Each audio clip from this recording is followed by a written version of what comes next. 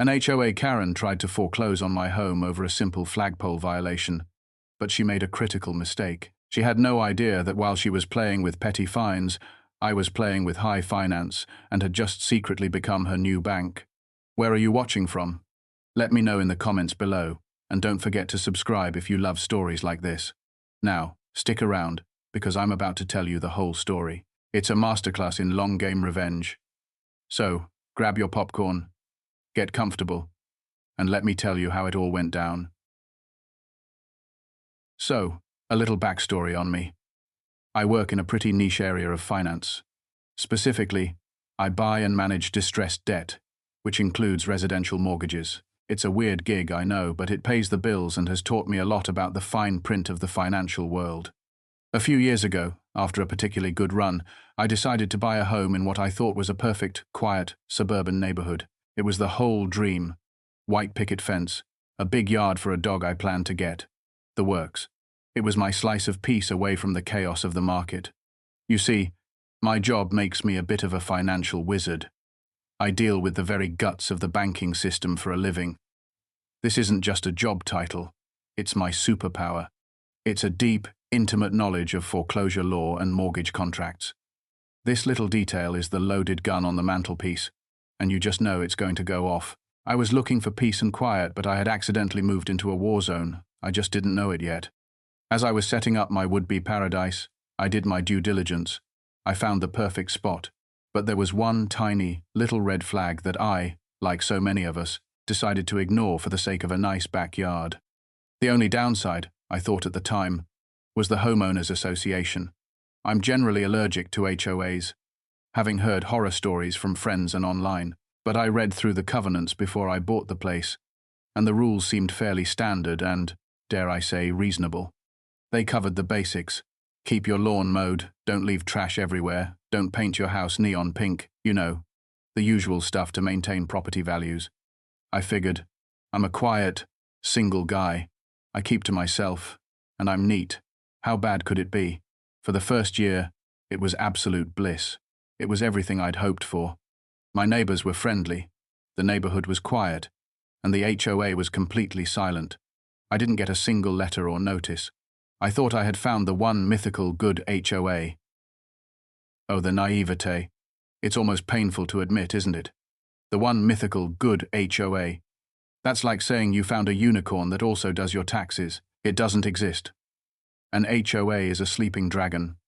It might be dormant for a while, letting you get comfortable, but it's always there, waiting for a new, power-hungry board president to get elected. I thought I'd found a sanctuary, but I was really living in the quiet eye of a hurricane. The peace I was experiencing was just the calm before the storm, and that storm had a name. Her name was Carol. I was living on borrowed time, and the meter was about to run out. So, my idyllic first year had passed. I was living my best life, completely unaware that the neighborhood's alpha predator had me in her sights. The trouble started right after the new HOA board elections. A woman named Carol, who had lived in the neighborhood for 20 years and always seemed to have a complaint about something, was elected president. She ran on a platform of restoring the neighborhood's prestige, which I soon learned was code for making everyone miserable. And you know what? I didn't vote.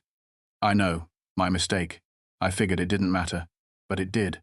The tone of the neighborhood changed, almost overnight. The friendly waves were replaced with nervous glances. People started rushing inside, as if they were afraid of being seen.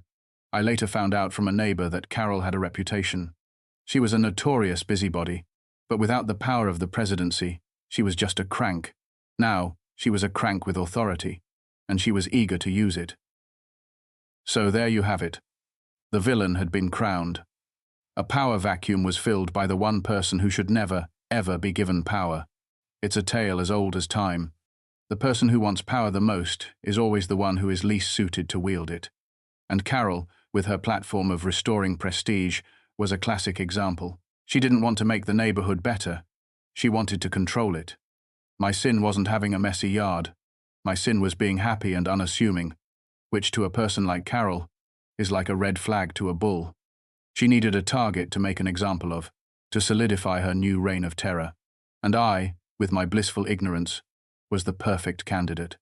As the new queen, Carol's first order of business was to establish her dominance through petty harassment, and her first target, of course, was me. The trouble started subtly. It was a note taped to my front door. Not an official notice, just a piece of notebook paper, written in aggressive-looking cursive. It was about my mailbox. The note said, "Your mailbox is an eyesore.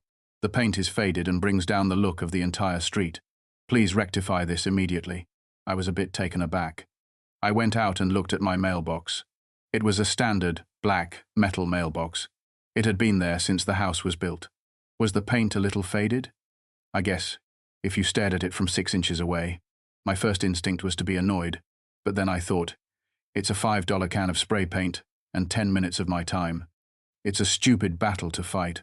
So, that Saturday, I took the mailbox off, cleaned it, and gave it a fresh coat of glossy black spray paint. It looked brand new. I put it back up, and like a sweet, naive summer child, I thought, there, problem solved. That's the end of it. Oh, how wrong I was. That wasn't the end. That was the invitation. I had just shown the shark that there was blood in the water. By complying so easily, I didn't solve a problem. I created a monster. This is Karen 101, people. They test the waters with something small. If you give in, they know they can push you. I had just waved a big old flag that said, "Hello, my name is Reasonable Person, and I am ready to be exploited." And Carol saw that flag, and her little black heart started beating faster. She had found her new project. She was going to make my life a living, breathing, bureaucratic nightmare. Having won the mailbox skirmish, Carol now knew she had a pliable subject in me. It was time to escalate from passive-aggressive notes to official, money-grabbing violations. The real war was about to begin. I honestly thought my mailbox victory would earn me some peace. I was wrong. A week later, I got my first official notice. It was a formal letter, complete with the HOA letterhead that looked like it was designed in 1995, with Microsoft Word clip art. It was a $25 fine. The violation? Improperly maintained lawn. I was completely baffled. I mowed my lawn every single Saturday, like clockwork. I even edged the sidewalks. I went outside and looked at my lawn. It was green. It was cut. There were no weeds. I literally could not see the problem. I walked over to my next-door neighbor's house, a nice old retired guy named Bob, and asked him if he saw anything wrong with my lawn. He put on his glasses, squinted at it for a solid minute, and said, "Looks green to me, son. Maybe a little too green," making the rest of us look bad. We had a good laugh about it. But this was the next stage of the harassment. It's no longer a suggestion. It's a fine, an attack on my wallet, and the violation was so vague. Improperly maintained. What does that even mean? It means whatever Carol wants it to mean. The fact that Bob couldn't see a single thing wrong with it proved that this wasn't about maintaining standards. It's about asserting dominance. I was doing everything right, and that's precisely why I was being targeted. My competence was an insult to her desire for control. She had to invent a problem, just to remind me who was in charge. Faced with a nonsensical fine, I did what any reasonable person would do. I tried to appeal to logic. A fatal mistake when dealing with an unreasonable person like Carol. I decided to appeal the fine. $25 wasn't going to break me, but it was the principle of the thing. I'm not paying for a violation that didn't happen, so I sent a polite and professional email to the HOA board. I attached a photo of my lawn that I had just taken. I explained that I mow weekly, I water regularly, and as you can see from the photo, the lawn is in excellent condition. I asked them to please specify what the exact issue was. The response I got back an hour later was not from the general board email, but from Carol's personal email address. It was a single, chilling sentence. The fine stands. The grass is 0.25 inches above the regulated maximum height in several areas, as per Section 4, Paragraph B of the Covenants.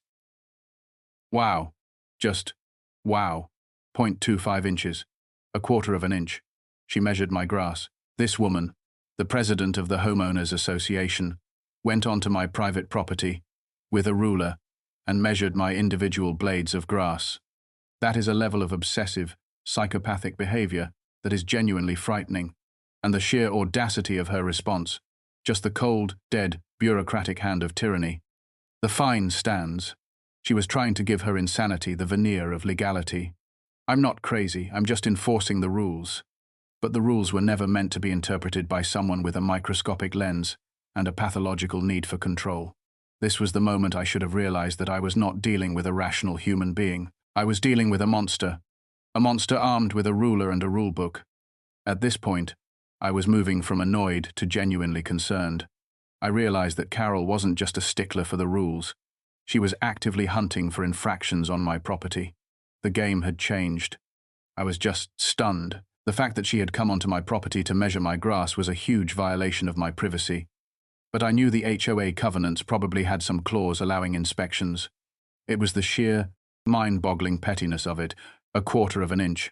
I was angry, but I also felt a little defeated. What do you do in that situation? Argue about millimeters of grass? It felt insane. So, I paid the $25. Again, it felt like a stupid hill to die on, and I just wanted her to leave me alone. But of course, that's not what happened. Paying the fine just emboldened her. It was a signal that her tactics were working. It's a common dilemma. Do you fight and get dragged into an insane battle over nothing, or do you just pay the go-away money? I chose the path of least resistance, which is understandable. I'm a busy guy. I don't have time to debate lawn length with a lunatic. But I was learning a hard lesson. You can't appease a bully. Giving them what they want doesn't make them stop. It makes them hungry for more. Every time I complied, I was feeding her ego. I thought I was buying peace, but I was actually funding my own war. The $25 was meaningless. She wanted my submission. She wanted to know she could control me. And by paying, I told her, yes, you can. It was a dangerous precedent to set. The floodgates were open. Having successfully extorted $25 from me over a quarter-inch of grass, Carol's reign of terror kicked into high gear. The violations started coming fast and furious. The fines became a regular occurrence. About every 2 weeks, I'd get another official envelope in the mail. One was for a non-approved species of flower in my garden bed. It was a $50 fine. The flower in question? A daisy. I had planted a small patch of daisies near my front porch. Apparently, our neighborhood was a tulip and rose-only community, according to some obscure clause she had dug up from the 1980s. I didn't even know that was a thing. Who bans daisies? They're the most harmless flower on the planet. I paid it. Then, I got a $100 fine because my garbage cans were visible from the street for an excess of 15 minutes after the garbage truck had passed. She must have been sitting in her window with a stopwatch timing me. I work from home, and I usually bring them in right away, but I had been on a long conference call that morning. The fact that she was literally watching my house and timing me was deeply unsettling. This was escalating from petty harassment to outright stalking. This was no longer about community standards. This was a personal, targeted campaign. Timing my garbage cans? That is next-level obsessive. This woman has a frightening amount of free time and a dangerously low amount of self-worth. She was building her entire identity on enforcing these ridiculous rules, and I was her latest masterpiece. She was digging through the dusty archives of the HOA rulebook to find the most obscure rules to weaponize against me. This is a person who gets genuine pleasure from the frustration of others. She isn't just a Karen, she's a sadist. And I was trapped, constantly worried about what new, imaginary infraction she'll invent next. Feeling targeted and increasingly harassed, I decided I needed more information. I needed to know if this was personal, or if Carol was just this awful to everyone. I turned to my neighbor, the wise old sage of the suburbs, Bob. At this point, I felt like I was going crazy. I started to second-guess everything. Was my house a mess? Was I a bad neighbor? I needed a sanity check, so I went over and talked to Bob again. I brought a 6-pack of beer with me, and we sat on his back porch. I laid it all out for him. The mailbox, the grass, the daisies, the garbage cans. I asked him, "Am I the problem here, Bob? Am I missing something?" Bob took a long sip of his beer and shook his head. "Son," he said, "you're not the problem. You're just the latest victim.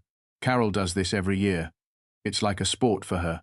She picks one homeowner and decides to make their life a living hell for a while. It's her hobby. Last year, it was the Miller family down the street. She tried to get them to tear down their kid's treehouse, claimed it was an unauthorized permanent structure. The year before that, it was a lovely woman who had a small home-based baking business, and Carol tried to shut her down for running a commercial enterprise. Everyone else just keeps their heads down, pays the stupid fines, and prays they're not the next one she picks. This was a crucial piece of the puzzle. It confirmed what I suspected. This was personal. I had been chosen. I was the one. And it also revealed the psychology of the entire neighborhood. They're all living in fear, enabling the bully's behavior through their silence and compliance. It was a relief to know I wasn't crazy, but it was terrifying to realize that I was the designated target of a serial harasser, and that none of my neighbors were going to help me. I was completely on my own. And now I knew that this wasn't going to stop. Carol had found her new toy, and she was going to keep playing with it until it broke, or until it fought back. Armed with the knowledge that I was Carol's designated victim of the year, my attitude started to shift. The defeatism was turning into anger. I was tired of being pushed around. But Carol was about to make her biggest, and final, mistake. She was about to overplay her hand in a spectacular fashion. Knowing that this was a deliberate campaign of harassment actually made me feel better in a weird way. I wasn't crazy, but I was still trying to figure out what to do. Do I hire a lawyer? Do I start a petition? While I was contemplating my options, the nuclear bomb arrived. It came via certified mail, which is never a good sign. It was a thick envelope from a law firm I didn't recognize. Inside was a long, jargon-filled letter. It was a formal notice of a $500 fine for an unapproved structural addition to my property, and it included a demand to remove the offending structure immediately. The structure in question: a small American flag on a simple metal pole that was mounted to the railing of my front porch. It had been there when I bought the house. It had probably been there for 20 years. A flagpole, a small American flag. That's what she's decided is an unapproved structural addition. The sheer, unmitigated audacity of that is just breathtaking. This is a new level of insanity. To go after someone for flying a flag is a bold move, even for a Karen of Carol's caliber. And she wasn't just sending a notice from the HOA anymore. She's escalated to lawyers. She was spending our money on legal fees to harass me about a flag. This was no longer a personal vendetta. She was now using the HOA's collective resources to power her little war. She'd gone from a neighborhood bully to a corrupt official. This was the point of no return. But the letter had one more surprise in it, the one that would change the game forever. The letter from the lawyer was bad enough. A $500 fine for a flag is absurd. But Carol didn't stop there. She included the ultimate threat, the one that finally woke the sleeping dragon inside me. The $500 fine was outrageous, but it was the last paragraph of the letter that made my blood run cold and then boil with rage. The letter stated, and I quote, "If the flagpole is not removed and the fine is not paid in full within 30 days, the association will have no choice but to exercise its rights under the covenants and will begin the process of placing a lien on your property for the amount of the fine plus all associated legal fees." A lien. They were threatening to put a lien on my house. They were threatening to cloud my title, to impact my credit, to potentially force a sale of my home over a goddamn flagpole. That was it. That was the moment the switch flipped. I was done being the quiet, compliant neighbor. I was done paying the go-away money. I stopped thinking about this as a neighborly dispute. This was now a financial and legal war, and she had just brought the fight into my world, the world of finance, the world of liens and mortgages, and she had no idea how badly outmatched she was. Music, threatening a normal person with a lien is scary. Threatening a guy who buys and sells debt for a living with a lien, that's like threatening a shark with water. I don't just know what a lien is. I know its weaknesses. I know how the system works from the inside out. Carol, in her quest for total domination, had just given me the perfect weapon. She thought she was escalating the conflict onto a battlefield of her choosing, but she actually just moved the fight onto my home turf. The war for Snapdragon Lane had begun, and she was bringing a rulebook while I was about to bring the full force of the financial industry. The declaration of war had been received. The threat of a lien had been made, and I was no longer thinking about defense. I was thinking about a counter-offensive of such devastating brilliance that it would echo through the halls of HOA villainy for generations. I actually laughed when I finished reading the letter. It was a bitter, angry laugh, but a laugh nonetheless. The sheer, unmitigated gall, but then the anger subsided, and the analytical part of my brain, the part that I use for my job every day, took over. I stopped seeing Carol as a crazy neighbor and started seeing her as a hostile entity with certain assets and liabilities. Her greatest asset was the HOA's legal authority. But what was her greatest liability? Her house, the very thing she was threatening to take from me. And a house, for most people, means a mortgage. And a mortgage is just a debt. And I, for a living, buy debt. A beautiful, awful idea started to form in my mind. It was a long shot. It was complicated. It was probably a little bit crazy. But if it worked, it wouldn't just be a victory. It would be a masterpiece. Do you feel that? That's the feeling of a superhero discovering his powers. I realized that the skills I used to make a living could be repurposed for something far more important: vengeance. I shifted my entire mindset. This was now a financial problem, and I am a financial problem solver. My plan was not to fight the LIEN head-on. That's what Carol wanted. I was going to go around her, over her, under her. I was going to attack the very foundation of her existence. This was the moment the prey decides to become the predator. And I was going to hunt my target using the tools I know best: public records, financial networks, and cold, hard cash. The seed of my brilliant, diabolical plan had been planted. Now, it was time to see if it was even possible. The hunt began, not with lawyers or petitions, but with a quiet, methodical investigation into the financial underpinnings of my own neighborhood. My job involves a lot of digging through public records to assess the value and risk of different debts. So, I started by doing what I do best. I ran a title search on every single property in our 100-home subdivision. It's all public information if you know where to find it. I wanted to see who owned what, and more importantly, who owed what. I was building a financial map of my neighborhood. I wanted to see who held the mortgages. In most cases, the original mortgage from when a house was bought gets sold off and bundled into a massive portfolio that's traded between big banks. It's usually hard to track down one specific loan. But I had time, and I had motivation. My primary target, of course, was Carol's house at 456 Snapdragon Lane. This is so brilliantly nerdy, right? While Carol was plotting her next move with her little HOA rulebook, I was in my office, pulling financial data, running reports, and essentially creating a dossier on my enemy. I wasn't looking for dirt. I was looking for debt. The asymmetry of our tactics is just beautiful. She was operating on a level of petty neighborhood gossip, and I was operating on the level of a Wall Street analyst. And the best part is that it's all perfectly legal. This methodical approach is what makes this so satisfying. It wasn't a crime of passion. It was a cold, calculated, strategic takedown. I was treating the entire neighborhood like a stock portfolio I was considering investing in. And I was about to make a very, very targeted acquisition. The investigation deepened. After mapping out the financial landscape of the neighborhood, I needed to track down the one specific mortgage note that mattered most: Carol's. This meant leveraging my professional network. After a couple of days of digging, I found what I was looking for. I traced Carol's original mortgage from the small local bank she used 20 years ago to a mid-size regional bank, and then finally to a massive national bank that had bought up a huge portfolio of loans a few years back. And it just so happened that this big national bank was a company I had a long-standing business relationship with. I had a contact there, a guy in their loan portfolio sales department named Dave. We had done several deals together over the years, buying and selling bundles of distressed debt. It was a stroke of luck. But in my line of work, you make your own luck by building a good network. I knew this was my chance.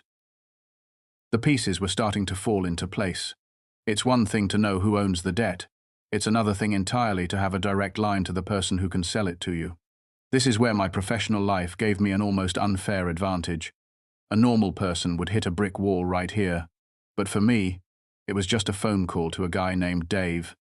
This is the kind of beautiful serendipity that makes for a great revenge story.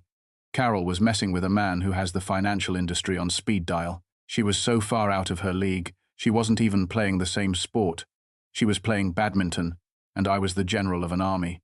And I was about to make a call to my top lieutenant, Dave, to acquire the coordinates for a precision strike. The time had come to make the call. I had to play this cool. I couldn't let my contact, Dave, know the real, deeply personal reason for this unusual request. It had to look like just another day at the office. I drafted an email to Dave. I kept it casual and professional. I told him I was looking to diversify my personal investment portfolio and was interested in acquiring some seasoned mortgage notes in a very specific geographic area. Seasoned loans are older ones that have a long history of payments, so they're generally considered stable and less risky. I told him I was looking for a small batch, maybe 10 to 20 properties. I attached a list of about 30 property addresses from my neighborhood, burying Carol's address right in the middle of them. I didn't want to make it look like I was only interested in one property. I made it look like a strategic, data-driven investment in a stable suburban area. I hit send and waited. My heart was pounding. This was the most important business deal of my life, and it had nothing to do with making money. The craftsmanship of this move was just chef's kiss. The subtlety, the strategy. I was packaging my personal vendetta in the bland, boring language of corporate finance. Diversify my personal investment portfolio. Seasoned mortgage notes. Burying her address in a longer list was a genius touch. It removes any suspicion. To Dave at the bank, this just looked like another savvy investor making a niche play. He had no idea he was about to become an unwitting arms dealer in a suburban Cold War. And my heart was pounding, because this was personal. I was using the cold tools of my trade to settle a very hot, emotional score. The fate of my entire plan now rested on Dave's reply. The wait was agonizing. The email was sent. The bait was in the water. Now, all I could do was wait and see if the bank would bite. The next few days were excruciating, with every email notification causing a spike of adrenaline. Then, the reply came. Dave emailed me back 2 days later. The subject line was Ray. Note, portfolio inquiry. My hands were actually shaking a little as I opened it. The email was short and to the point. Dave wrote, "Interesting timing. We're actually looking to clear some of these older, smaller balance notes off our books before the end of the quarter to improve our capital ratios. Your list is right in the sweet spot. Let me talk to my boss and see if we can pull this specific batch for you. I'll let you know." It was better than I could have hoped for. Not only were they willing to sell, but my timing was perfect. They were motivated to sell. This meant I would likely get a good price, and the deal would happen quickly. It felt like the universe was on my side. Now, it was just a matter of waiting for the official offer. This was the moment the plan went from a crazy fantasy to a very real possibility. The pieces were not just falling into place, they were practically leaping into formation. The bank's motivation to sell was a huge advantage for me. In the world of finance, motivation is everything. It means fewer questions, less red tape, and a better price. It was almost as if the cosmos itself had looked down, seen Carol's reign of terror, and decided to intervene on my behalf. Dave, the contact, had no idea that by improving his capital ratios, he was also about to facilitate the most epic takedown in HOA history. For him, it was just clearing some boring old files off his desk. For me, it was acquiring the warhead. The bank was motivated, the contact was working on it, and the plan was moving forward. The final hurdle was the official offer and the price. This is where things could still fall apart if the bank asked for too much or the deal got complicated. A week went by, and it was the longest week of my life. Every day, I'd see Carol outside, strutting around the neighborhood like she owned the place, and it just fueled my determination. Finally, I got the call from Dave. He said, "Good news. We got the approval. We can sell you a package of 15 of the notes on your list, including the one at 456 Snapdragon Lane." My heart skipped a beat. He continued, "Because we want to get these off the books quickly, we can sell you the entire portfolio for a little under its current market value. I'll send over the paperwork. It's a standard deal." The price was significant, but it was well within my means. I didn't even hesitate. I told him, "Dave, you've got a deal. Send it over. I'll sign today." I was trying to keep my voice calm and professional, but on the inside I was doing a victory dance. Boom. There it is. The trap was set. I didn't just buy her mortgage. I bought 15 of them. I basically own a significant financial stake in the entire neighborhood now. I went from being the target of the HOA to being the shadow banker of the entire subdivision. This was a power move of such epic proportions. It deserves to be studied in history books. Carol wanted to control my mailbox. I responded by taking control of her entire financial existence. The asymmetry of this retaliation is just a work of art. She was playing with firecrackers, and I just bought the entire fireworks factory. And the best part? She had no idea. She was still living in her little kingdom, thinking she was the queen, completely oblivious to the fact that the castle itself was now owned by the very peasant she was trying to exile. The deal was done, the ink was dry. I was now, officially, the lien holder for 15 of my neighbors' homes, including the home of the woman who was actively trying to put a lien on mine. The power dynamic had shifted in a way that was seismic and, for now, completely secret. Now came the most difficult part, the waiting game. The paperwork took about a week to finalize.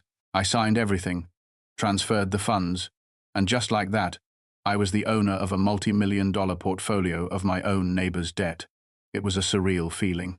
The transfer of the loan servicer would take a few more weeks to process through the system, so Carol wouldn't even get a notice about her mortgage being sold for a while.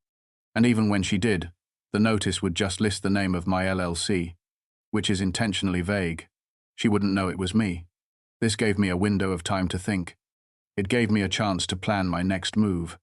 My first, most primal instinct was to just march over to her house, wave the documents in her face, and declare my victory.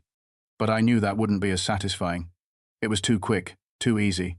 This woman had systematically tormented me for months. She deserved more than a quick shock. She deserved a slow, methodical, public dismantling. She deserved a masterpiece of a downfall. This was exquisite. I wasn't just going for a win. I was going for a public spectacle. I wasn't thinking like a victim anymore.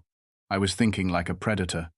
I understood that the key to ultimate victory was not just revealing my power, but doing so at the moment of maximum impact. I was giving her more rope. I knew that a person like Carol, when faced with my defiance, wouldn't back down. She'd get angrier, more irrational, and more aggressive. She would overplay her hand, and I was counting on it. I was baiting the trap with my own flagpole and my silence. While I was quietly plotting and waiting for the mortgage transfer to finalize, Carol was getting more and more agitated by my silence. My refusal to bow to her will was a direct insult, and she couldn't let it stand. She decided to escalate. Just as I predicted, my silence was driving her crazy. The 30-day deadline from the first lawyer's letter came and went. I didn't remove the flagpole. I didn't pay the $500 fine. I just did nothing. I went about my life. I mowed my lawn, to the correct height, of course. I brought in my garbage cans on time. I was a model citizen, except for the flag, and it was killing her. About 2 weeks after the deadline passed, I got another certified letter. This one was even more aggressive in tone. It was a formal notice of intent to file LIEN. It cited the original violation, the unpaid fine, and now, new daily fines for continued non-compliance. The total amount they claimed I owed was now up to something like $900. The letter was full of threatening legal language, making it sound like they were about to send a SWAT team to my house. It stated that if the full amount was not paid within 10 business days, the HOA would officially file the lien with the county courthouse. It was signed by the HOA's lawyer and, in a flourish of self-importance, co-signed by Carol herself as president. Oh, she was digging her own grave with a backhoe at this point. Daily fines, and she co-signed it. She wanted her name on that document. She wanted to make sure I knew that she was the one bringing down the hammer. Every single step she took was another step into my trap. She thought she was cornering me, but she was actually cornering herself. She was creating a paper trail of her own escalating harassment. But I wasn't panicking. I was just sitting back and watching my prey walk deeper and deeper into the cage. The 10-day deadline had been issued. Carol thought she had me on the ropes, about to deliver the final knockout blow. But on the very same day her threat arrived, I received a much more important piece of mail. I received the notice of intent, and I just calmly filed it away with the other threatening letters in a folder I had labeled Carol's fan mail. It was just more evidence for later. But then, later that same day, I checked the mail again and found a different envelope. It was a thick one from the loan servicing company that I had hired to manage my new portfolio. Inside was a neatly printed summary of all the accounts. The transfer was officially complete. I was now, in the eyes of the entire financial and legal system, the note holder for Carol's mortgage. The document I held in my hands was the source of my power. It was the key. I spent that evening doing something I'd never done before. I did a deep dive into the financials of my neighbor. I opened up her file. This was a pivotal moment. The power was now officially in my hands. It was no longer a deal in progress. It was a fact. and I now had access to information that would give me even more ammunition. I wasn't just her bank. I was a bank with all of her private financial details. While she was focused on her petty $500 fine, I was looking at her entire financial history. The power imbalance was staggering. She was trying to sting me with a bee, and I had access to her entire medical history, knew she was deathly allergic, and was holding the EpiPen. The fan mail folder was a hilarious touch. Even if I do say so myself, I was enjoying this. I was savoring every moment of her self-inflicted demise, and what I was about to find in her file was going to make my position even stronger. With the official documents in hand, I delved into the financial secrets of my tormentor. What I found was not just interesting. It was a strategic goldmine. It was the final piece of intelligence I needed to craft the perfect endgame. I felt a little weird, I admit, reading through her personal financial documents. But then I remembered the months of harassment, the stopwatch, the ruler, the LIEN threat, and I got over it real quick. Her file was fascinating. I saw her original purchase price from 20 years ago. I saw her interest rate, her payment history, every detail, and I found two critical pieces of information. First, her payment history was spotty. She had a habit of paying right at the end of the grace period and had been fully late, incurring a fee 3 times in the last 2 years. This told me she probably didn't have a lot of cash flow. Second, and this was the big one, she had an adjustable rate mortgage, and it was due to have its first major rate adjustment in just 60 days. Given the way interest rates had been going, her monthly payment was about to increase by at least 30%, maybe more. She was already struggling to make the current payment. This new, higher payment was going to be a disaster for her. Oh, the plot thickened into a delicious karmic stew. This was a game changer. Not only did I hold her mortgage, but I now knew her precise financial weak point. An adjustable rate mortgage, or ARM, is a ticking time bomb for people who are financially stretched, and it was about to go off in Carol's face. This added a whole new layer to my power. I didn't even have to do anything malicious. All I had to do was follow the law. I had a legal, contractual obligation to adjust her rate according to the market. I didn't have to be a villain. I just had to be a banker. Carol was so focused on trying to bully me for a few $100s in fines, while her own financial roof was about to collapse on top of her. I now possessed all the ammunition I could possibly need. I had the mortgage, I had the financial dirt, and I had a perfect public venue to deploy it all. The upcoming annual HOA meeting. The timing was almost poetic. The notice for the annual HOA meeting arrived in the mail a few days later. It was perfect timing. The 10-day deadline on her latest threat was about to expire, and I knew she was planning something big for the meeting. I looked at the agenda that was included. Tucked in between approval of the 2023 landscaping budget and new business, I saw it. Item number 7, discussion and vote on legal actions for covenant violations. I knew that was me. That was my flagpole. Carol was going to grandstand in front of the entire neighborhood. She was going to try to publicly shame me, paint me as a terrible neighbor, and then get the board to formally vote to approve the legal costs for filing the lien against my property. It was going to be her big moment of triumph, and I decided, right then and there, that I was going to give her that moment. I was going to let her have the stage, right before I burned it to the ground. It was the perfect showman's move. I wasn't going to confront her in private. I was going to let her walk right into a public ambush of her own creation. I was going to let her build her own stage, climb up onto her own soapbox, and address her own adoring fans, right before I pulled the lever on the trapdoor beneath her feet. The public nature of this was key. I wanted the entire neighborhood to see her for who she is. I didn't just want to win. I wanted to liberate the entire subdivision from her tyranny, and the annual meeting was the perfect place to do it. All the key players would be there. Carol, the other board members, the lawyer, and all the neighbors who had been living in fear. It was going to be a trial, and I was going to be the surprise prosecutor, judge, and jury, all rolled into one. The final preparations were underway. I wasn't just going to show up to the meeting. I was going to arrive armed with a folder of pure, unadulterated truth that would serve as the executioner's axe. I spent the next few days getting my ducks in a row. I treated it like I was preparing for a major business negotiation. I went to a copy shop and made high-quality copies of every single piece of correspondence I had received from Carol and the HOA. The unofficial note about the mailbox. The notice about the grass, with my photo of the perfectly fine lawn attached. The daisy fine. The garbage can fine. The 2 threatening letters from the lawyer about the flagpole. I put them all in a neat pile, in chronological order. This was my evidence of a pattern of harassment. But then I prepared my crown jewel. I made 15 copies of one very special document, the official, legally recorded, Notice of Assignment of Deed of Trust. It's a boring-looking document, but it's the one that proves a mortgage has been sold, and it clearly listed Carol's name and property address as the borrower, and my investment LLC as the new beneficiary. I highlighted the relevant sections. I was ready. Oh my God, I know. I was bringing receipts, a whole binder full of them. I wasn't just going to say it.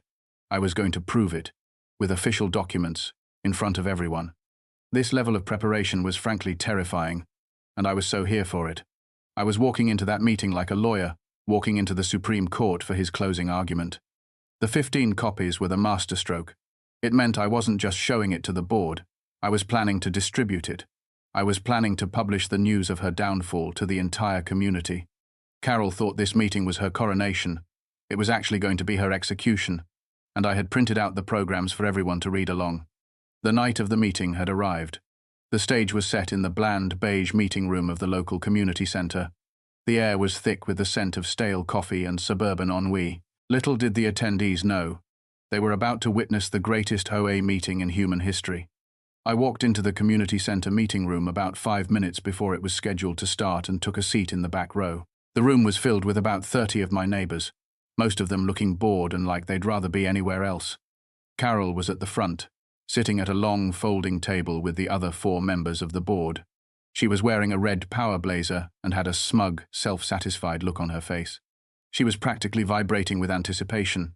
She scanned the audience, saw me walk in, and her smile got even wider. She gave me a little nod, a condescending gesture that was meant to intimidate me. She thought I was there to beg or to grovel or to make a scene by yelling. She had no idea that I was there to end her. I just gave her a polite, blank smile back and sat down with my folder on my lap. I can just picture her, right? In her power blazer, feeling like the queen of her little fiefdom. The condescending nod was the classic bully move. The whole room was bored, just waiting for it to be over, and I was sitting in the back like a coiled viper, holding a folder that contained the complete and utter annihilation of the woman at the front of the room. My polite, blank smile was the perfect response. It gave nothing away. It's the calm, placid surface of a deep, dark lake where a monster lurks. She saw weakness, but I knew it was disciplined, controlled power, waiting for the perfect moment to strike. The meeting began, and as expected, it was a masterclass in tedium. But for me, this was all just the opening act for my main event. I had to endure the boring parts to get to the glorious conclusion. The meeting droned on with the usual mind-numbing HOA business. Carol, in her role as president, was clearly loving the sound of her own voice. We heard a 10-minute presentation from the treasurer about the budget, which no one understood. We had a 15-minute debate about the colour of the new pet waste stations. Someone wanted forest green, another wanted a discreet brown. It was riveting stuff. The whole time, I could feel Carol occasionally glancing back at me, her smirk never leaving her face. She was enjoying this, enjoying making me wait, making me sweat. But I wasn't sweating. I was just sitting there, patiently, my hands resting on my folder. I was letting her have her moment. I was letting her feel important. I wanted her to be at the absolute peak of her arrogance when I made my move. It felt like an eternity, but I knew that the longer the build-up, the more dramatic the climax would be. This was the ultimate slow burn. I was letting the tension build, both for myself and for Carol. Every boring minute that passes was another shovelful of dirt on the grave she was digging for herself. The debate about the pet waste stations is the perfect symbol of everything wrong with HOAs. The banality of it all was the perfect backdrop for the drama that was about to unfold. The suspense was incredible. My patience was a weapon in itself. I was a predator, waiting for the precise moment to strike for maximum effect. Come on, get to item 7. The world needs to know the official colour of justice. Finally, after what feels like an eternity of procedural nonsense, the moment had come. Carol cleared her throat, shuffled her papers, and a predatory gleam came into her eyes. It's time for the main event. Finally, after a painfully long discussion about whether or not to replant the pansies at the front entrance, Carol banged her gavel. Okay, that's settled. Moving on to item 7 on the agenda, legal actions for covenant violations. Her voice changed. It became more serious, more theatrical. She looked directly at me, a grim, self-righteous expression on her face.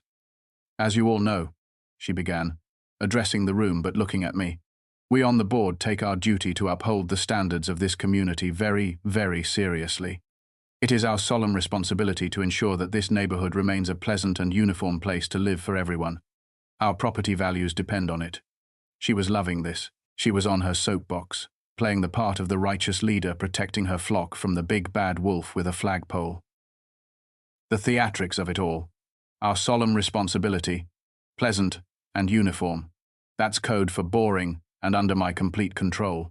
She was painting me as some kind of renegade, a dangerous nonconformist whose personal expression threatened the very financial stability of the entire neighborhood. It was so dramatic and so dishonest. She wasn't protecting property values. She was indulging a personal grudge. But she was wrapping it in the language of civic duty to make it sound noble. I just sat there, taking it all in, letting her build her case against me. I was letting her climb up to the highest rung of her self-righteous ladder, just so I could kick it out from under her. Every word she said was just making her eventual downfall that much more spectacular. Carol was in her element. She had the floor, she had an audience, and she had a victim. She continued her grand speech, laying out her twisted version of the facts for all the neighbors to hear. Unfortunately, Carol went on, her voice dripping with fake solemnity, we have a homeowner who has repeatedly and willfully refused to comply with the rules that we all agreed to when we moved here. This homeowner has an unapproved structural addition, has refused to pay multiple fines, and has shown a blatant disregard for not just the covenants, but for his neighbors. She let that hang in the air for a moment, trying to turn the room against me. This homeowner's non-compliance has left the board with no other choice. We have sent polite notices.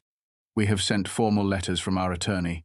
We have done everything by the book to resolve this amicably, but our patience has run out.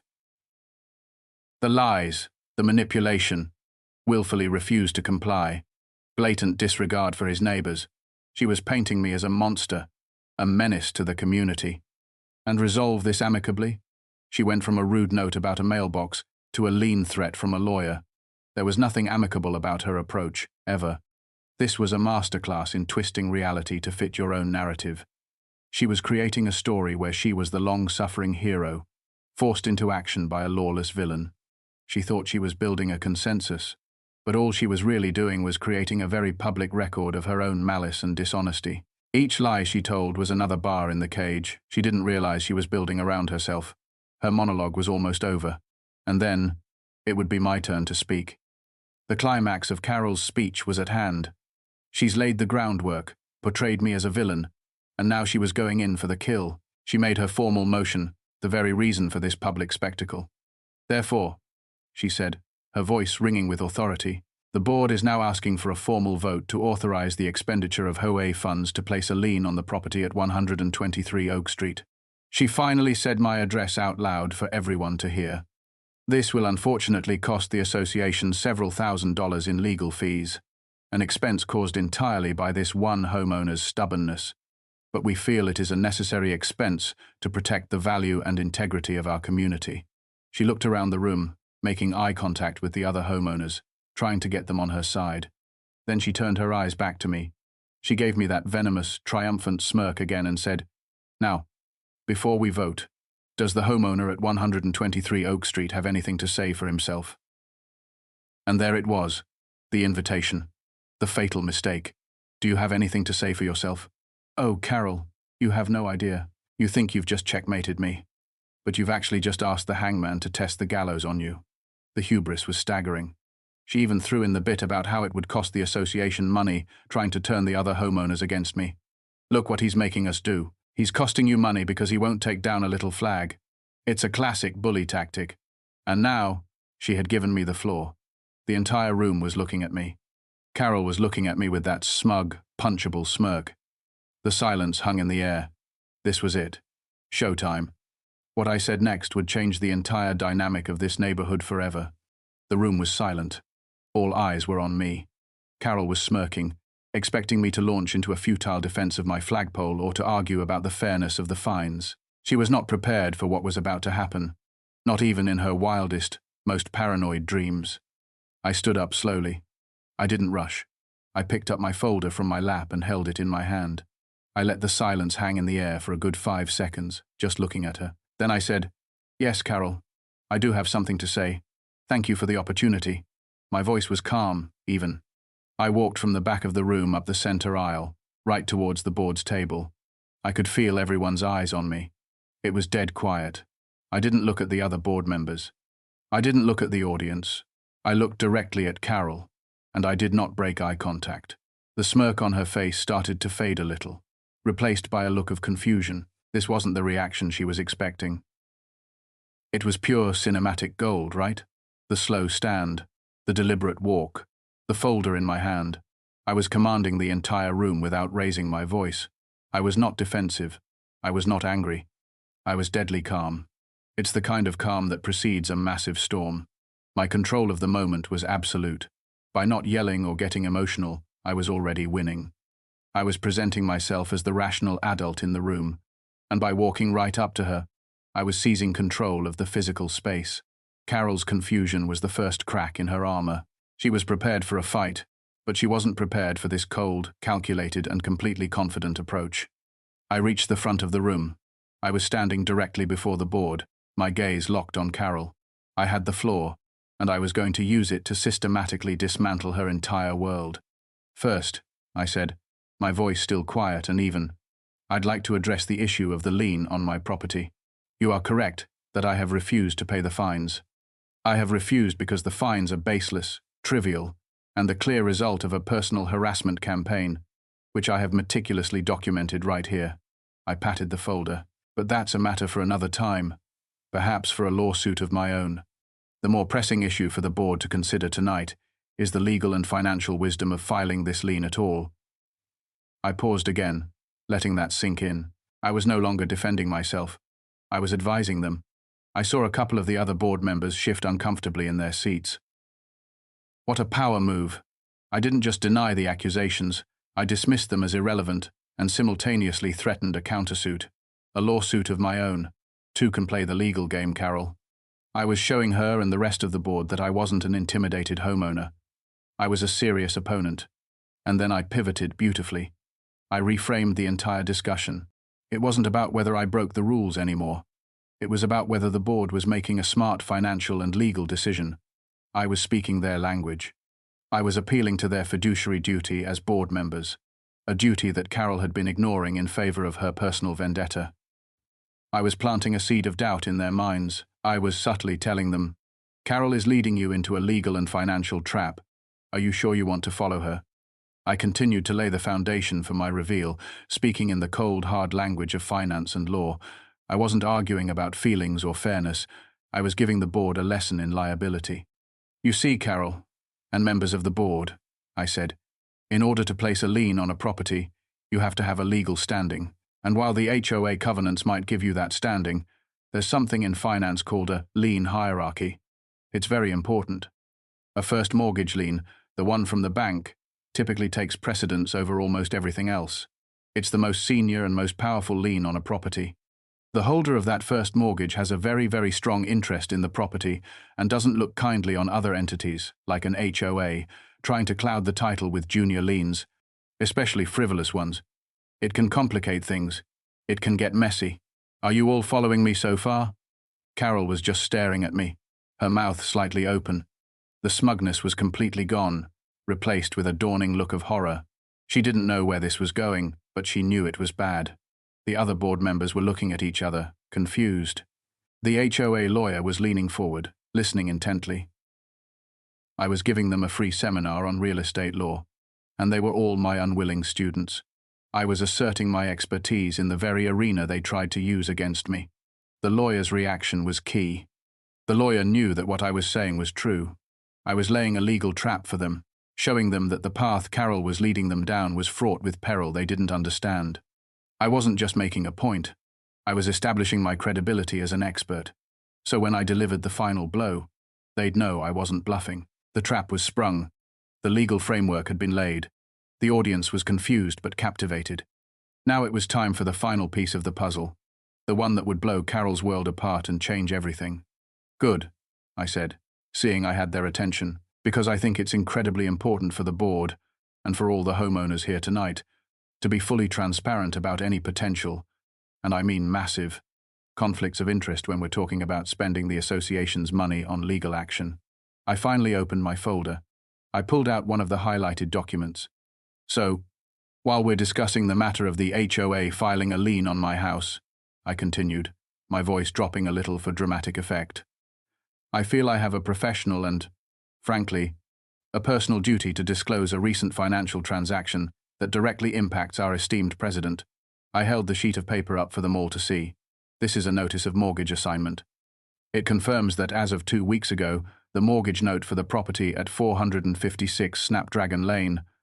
I paused and locked eyes with Carol. Your house, Carol, was sold.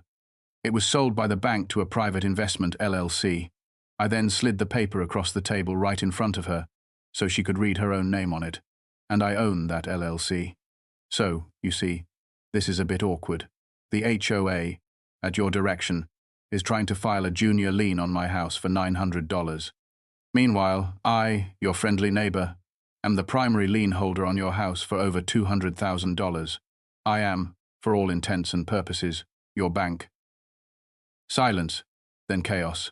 And that is how you drop a nuclear bomb in a community center meeting room. The silence that followed was deafening. I could practically hear Carol's brain short-circuiting. The look on her face, pure, unadulterated horror. I didn't just win the argument. I ended the war. I didn't just save my house. I seized control of hers. In one single, beautifully crafted monologue, I stripped her of all her power, all her authority, and all her dignity in front of the very people she was trying to rule. That, my friends, is what you call a checkmate. The bomb had detonated. The fallout was immediate and catastrophic for Carol. The meeting room, once a place of boring bureaucracy, was now the scene of a complete and total meltdown of one person's entire reality. The room was dead silent for about 5 solid seconds. It was so quiet you could hear the hum of the fluorescent lights. Then, a wave of whispers swept through the room. The other board members were staring at Carol, then back at the paper I had given her, then at me. Their jaws were literally on the floor. Carol herself looked like she had seen a ghost. Her face was ashen, her hands were shaking. She opened her mouth to speak, but just a little squeak came out. From the back of the room, I heard my neighbor Bob let out a long, low whistle that cut through the silence. The HOA's lawyer, a slick-looking guy in an expensive suit, quickly walked over, picked up the paper from in front of Carol, and read it. His eyes went wide. He read it again.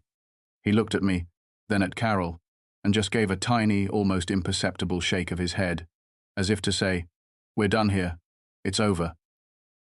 This was the moment of pure, uncut schadenfreude. The lawyer's reaction was everything. He was the one person in the room, besides me, who immediately understood the full and total gravity of the situation. He knew the game was up. He knew that his client had just been legally and publicly annihilated. There was no countermove. I hadn't done anything illegal. In fact, I did everything by the book, the big, complicated book of finance that Carol has never even opened. She tried to hit me with her little HOA rulebook, and I responded with the entire library of federal banking regulations. It was a complete and total mismatch, and now, the professional she hired to be her weapon was silently telling her that she had been completely and utterly disarmed. Carol, reeling from the public detonation of her life, made one last, pathetic attempt to regain control, to paint herself as the victim. It did not go well for her. She finally found her voice. It was shaky and high-pitched. She pointed a trembling finger at me and stammered, You can't do that. That's an invasion of my privacy. You bought my mortgage just to threaten me." Some of the color was returning to her face, in the form of angry, blotchy red patches. "This is harassment. This is illegal." I just looked at her calmly. I didn't even need to respond.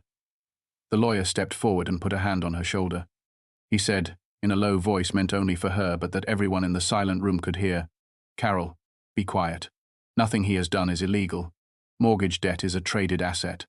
And he's right. This creates a massive conflict of interest. He was essentially telling his own client to shut up, because every word she said was just making it worse for her. Oh, it was just beautiful. Her first instinct was to play the victim. Invasion of my privacy. Harassment. Lady, you have been systematically harassing me for months. You have been on my property with a ruler. You timed my garbage can retrieval. You have zero moral high ground to stand on, and now you have zero legal high ground either. And for her own lawyer to shut her down in public. That was the ultimate humiliation. That was the moment she knew, and everyone else knew, that she had lost completely. The one person paid to be on her side had just publicly sided with me on the matter of the law. He knew that I had them in a legal vice, and the only correct move was to stop struggling. I had her on the ropes. I had her silenced. I had the support of the law, and now it was time to twist the knife, to use my newfound power not just as a shield, but as a sword. After the lawyer silenced her, I took the floor again. I said, "She's right about one thing. This is a massive conflict of interest, which is why this entire discussion about a lien on my property needs to end. Right now." I then turned my attention back to Carol. I put on my most pleasant, professional, customer service smile. And speaking of business, Carol, as my new client, I feel obligated to inform you that my records show you are currently 2 weeks late on your last mortgage payment. As you know, the grace period is 15 days. So, as per the terms of the loan agreement that you signed, a late fee of $150 has been assessed to your account. Your payment is now due immediately. If you fail to remit the full payment plus the late fee within the next 15 days, your account will be considered in default, and we may have to begin foreclosure proceedings. I'm sure we can avoid that, right? I know. I was an absolute savage. A savage in a suit. I didn't just reveal I owned the mortgage. I immediately started enforcing it, right there in the middle of the HOA meeting. You are 2 weeks late. The sheer, brutal efficiency of it. I was treating her exactly like a bank would, which is so much worse than how she treated me. I wasn't being petty, I was being professional. And that professional coldness is 1,000 times more terrifying to her than any angry outburst would be. I was using the language of contracts and late fees and defaults to crush her.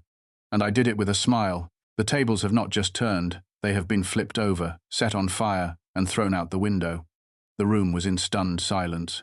I had just laid waste to Carol's authority and her financial security in one fell swoop. But I wasn't done. There was one more piece of business to attend to. I wasn't just here to save myself. I was here to liberate the neighborhood. Carol just slumped in her chair, all the fight gone out of her. She looked small and pathetic. I let my words hang in the air for a moment. Then I turned to the rest of the board members, who all looked like deer in the headlights. "Now," I said, "about this vote on the lien on my property. Given the obvious and massive conflict of interest here, and the potential for a massive countersuit against the HOA for harassment, I formally move that we table this discussion indefinitely." Before anyone could even react, I continued, "And furthermore, I move for a vote of no confidence in our current president, and for the immediate removal of Carol from the board for gross misconduct and abuse of power." I then took the 15 copies of her mortgage assignment document that I had made, and I walked down the aisle, handing one to every single homeowner in the room. "I think everyone here deserves to be fully informed about who they have leading their community," I said. 1E. And that was the final nail in the coffin. I didn't just want to win the battle. I wanted to win the war and salt the earth behind me. The motion to remove her as president, right after revealing I owned her house, was a masterstroke. I was dismantling her entire pathetic little empire piece by piece. And then, handing out the documents to everyone in the room. That was a power move of such epic proportions, it's legendary. I was ensuring that there was no way for her to spin this, no way for her to recover. I was making her humiliation total, complete, and public. This was a coup. A glorious, bloodless, suburban coup d'etat. The fallout from my 1-2 punch of emotion was swift and decisive. The other board members, who had been living under Carol's thumb, saw their chance to be free, and they took it. The conclusion of the meeting was a political execution. One of the other board members, a quiet woman named Susan, who Carol had frequently bullied in meetings, immediately spoke up. Her voice was shaky but firm. I second both motions." The lawyer leaned over and whispered something to the board's vice president. The VP, looking terrified but also a little relieved, said, "We have a motion and a second. All in favor of tabling the LIEN discussion indefinitely." Every hand in the room went up, except for Carol's. "Motion passes," the VP said. "Now, all in favor of removing Carol as president, effective immediately." Again, every single hand went up. The homeowners in the audience, who were now all reading the document I had given them, were looking at Carol with expressions of pure disgust. It was a unanimous vote. In the space of 5 minutes, she had gone from the all-powerful president to a disgraced outcast. The VP looked at her and said, "Carol, you are no longer president. The meeting is adjourned." Have I? And that's how a tyrant falls. Not with a bang, but with a unanimous vote in a beige community center. The speed at which the other board members and the homeowners turned on her was so telling. They weren't loyal to her.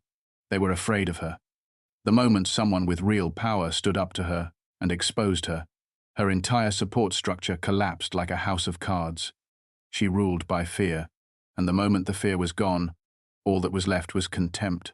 The meeting that she had planned as her ultimate triumph became the scene of her political execution, and it was all perfectly legal, perfectly procedural, and utterly devastating. The meeting was over. The revolution was a success. The tyrant had been deposed. Now, all that was left was for the defeated queen to make her pathetic exit from the stage she once commanded. The moment the meeting was adjourned, the room erupted in chatter. It was like a dam had broken. People were talking, laughing, shaking their heads in disbelief. Several people came up to me, shaking my hand, clapping me on the back. My neighbor Bob came over, a huge grin on his face, and said, "Son, I haven't had that much fun since the 70s. You're a legend." I looked over at the front table. The other board members were pointedly ignoring Carol, talking amongst themselves. Carol was just sitting there, slumped in her chair, staring at nothing. She looked completely broken. After a minute, she slowly gathered her purse, leaving her big, important binder full of rules and violations sitting on the table. She didn't make eye contact with anyone. She just stood up and shuffled out a side door, disappearing into the night. She didn't say a single word. And just like that, her reign was over. What a pathetic end for such a tyrannical figure. She didn't go out in a blaze of glory. She just fizzled out. The binder, her holy text of petty rules, left behind on the table was such a powerful symbol. It was the source of all her power, and in the end, it was as useless and abandoned as she was. Carol's quiet exit was perhaps the most damning indictment of all. She couldn't face the people she had terrorized. All she could do was run and hide. But she couldn't run from her biggest problem. Her biggest problem was now her new banker, and I wasn't going anywhere. The public humiliation at the HOA meeting was the climax of the story. But the fallout for Carol was far from over. She may have lost her presidency, but she still had a very, very attentive new mortgage holder to deal with, one who was going to enforce every single clause in their contract with a smile. The next few weeks were interesting, to say the least. As you can imagine, Carol avoided me like the plague. If she saw me outside getting my mail, she would literally turn around and run back into her house. The day after the meeting, the late mortgage payment, plus the $150 late fee, was paid. I received a notification from my loan servicer. I then had the servicer send her a professionally worded, completely impersonal letter confirming receipt of payment and politely reminding her of the next payment's due date. I was going to be the most professional, by the book, and unyielding banker she had ever dealt with. No more personal notes, just cold, hard, legal correspondence. This was the next phase of the revenge, the slow, methodical, psychological grind. The public victory was for the ego, this part was for the soul. Every piece of official mail she got from my LLC was a reminder. It was a reminder that I won. It was a reminder that I had complete financial control over her life. Can you imagine the dread she must feel every time she walks to the mailbox? The same mailbox that started this whole ridiculous mess. The irony is just beautiful. I wasn't being a jerk. I was just being a bank. And that is so much more terrifying for her. It's so clean, so brutal, so perfect. The pressure was mounting on Carol. Not only was she now a social pariah in her own neighborhood, but the financial time bomb that I discovered in her file was about to detonate, and I was legally obligated to light the fuse. The best part, or the worst part for her, was the adjustable rate mortgage. About a week after the meeting, As required by federal law, I had the loan servicing company send her an official notification. It informed her that her adjustable rate mortgage was scheduled to reset in 60 days. The letter included a detailed breakdown of what her new, much higher, monthly payment would be. Based on the current interest rates, her payment was going to go up by nearly $400 a month. I knew from her file that she could barely afford the old payment. There was no way she could afford this. I made sure that the letter was meticulously detailed, citing the exact clauses in her original loan agreement. As her loan servicer, it was my legal obligation to do so. I was just following the rules, after all, a concept I was sure she would appreciate. It was malicious compliance at its absolute finest. I was just following the rules. I was using her own philosophy against her. Every action I took was shielded by a thick layer of legality and professionalism. He's not doing anything to her that the original bank wouldn't have done, but the context made it so much more brutal. That letter wasn't a threat. That was a promise. A legally binding promise that her life was about to become unaffordable. And the man she tried to ruin was going to be the one collecting the check. I was just letting the consequences of her own financial decisions come home to roost. The neighborhood, meanwhile, was experiencing a renaissance. With the tyrant gone, the people were free. The contrast between the community's newfound joy and Carol's private misery was stark.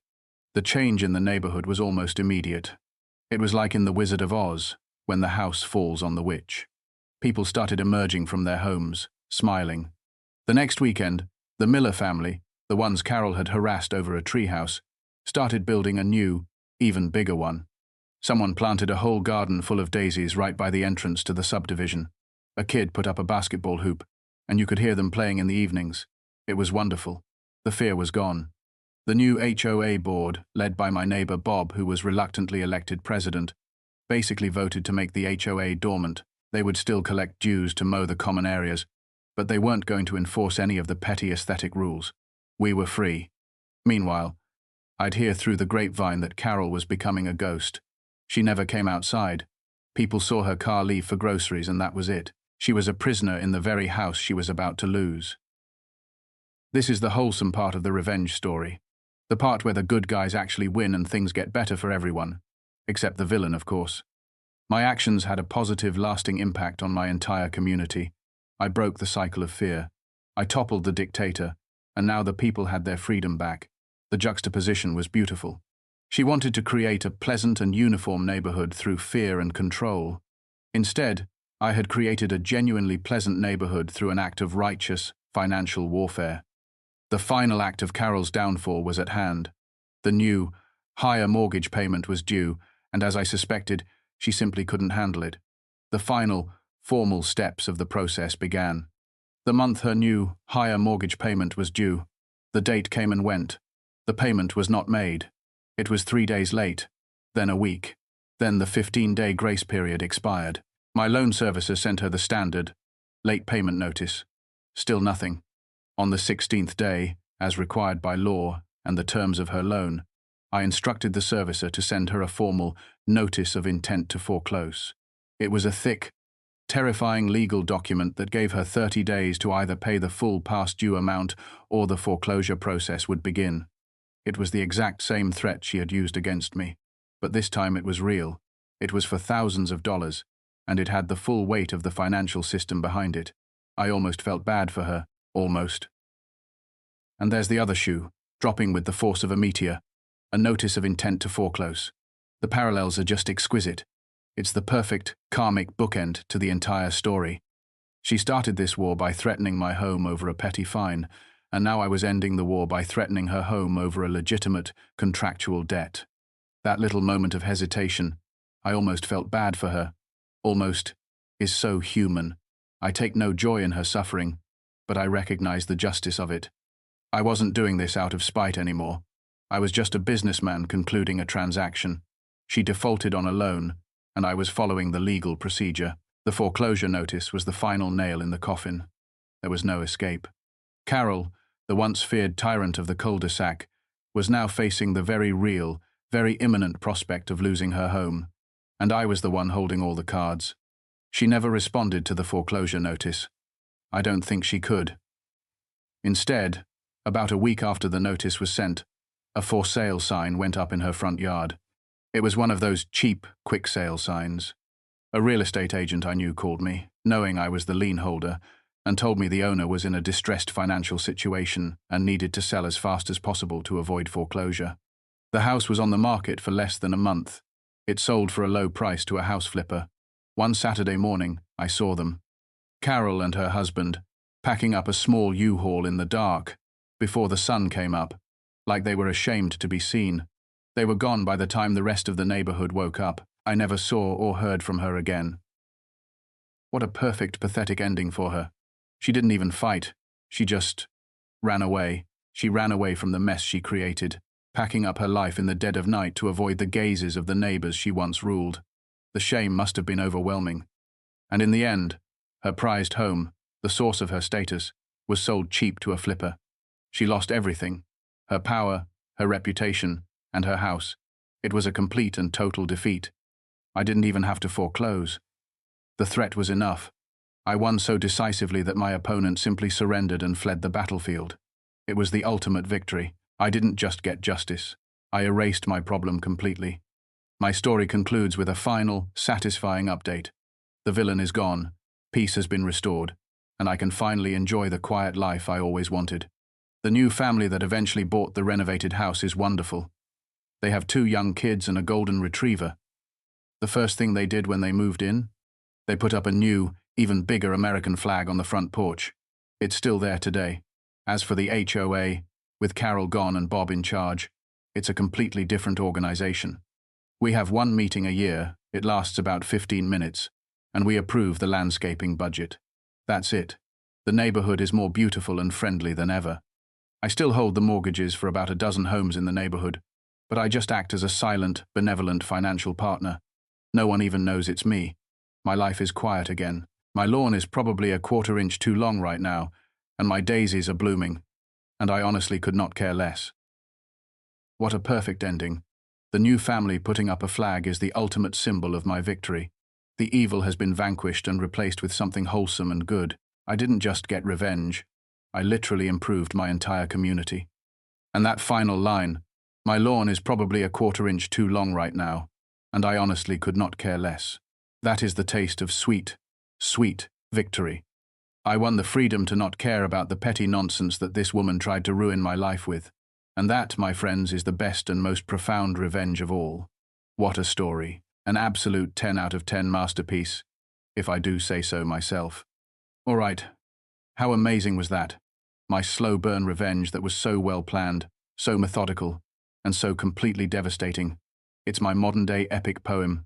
The tale of a man who was pushed too far and decided to fight back, not with anger, but with spreadsheets and legal documents. It's the kind of story that just restores your faith in karma. Carol the Karen got exactly what she deserved, and I not only won my freedom, but the freedom of my entire neighborhood. It's truly a beautiful thing. I want to know what you guys thought about this. What was your favorite part? For me, it has to be the moment I got to say, I am, for all intents and purposes, your bank. I think I literally got chills when I said it. It's such a cold, hard, boss-level line. Let me know your favorite moment in the comments down below. And if you have ever had a run-in with an HOA Karen from hell, I want to hear your story. Let's share our war stories. We're a community here, a support group for survivors of petty tyrants, and sharing is caring. So let it all out. Maybe your story will be the next one we feature on the channel. You never know. I read all the comments, so don't be shy. This was a long one, but it was so worth it. The detail, the build-up, the payoff. It was just magnificent. I'm glad I could share my journey with you. From the initial annoyance to the final, sweet taste of victory.